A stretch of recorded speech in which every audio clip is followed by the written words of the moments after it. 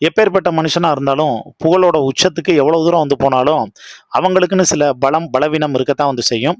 Emotional வந்து அவங்களுக்கு வந்து இருக்கத்தான் செய்யும். அந்த விதத்துல ஒரு மனிதனுடைய மிகப்பெரிய பலமா இருக்கிறது அவனுடைய அம்மா. அந்த அம்மா இருக்கிறது வரைக்கும், அவன் வந்து மிகப்பெரிய பலத்தோட இருக்கிறது மாரி, பெரிய பெரிய அச்சீவ்மென்ட்டுக்கெல்லாம் வந்து போறது மாரி, என் அம்மா என் பக்கத்துல வந்து இருக்காங்கிற ஒரு தன்னிறைவு வந்து இருக்குங்க.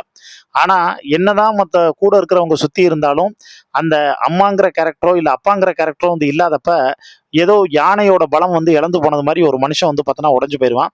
கடந்த ஒரு சில வருடங்களுக்கு முன்னாடி, ஒரு 2 வருஷத்துக்கு முன்னாடி தான் நம்ம தல அஜித்தோட அப்பா இறந்து போனாரு.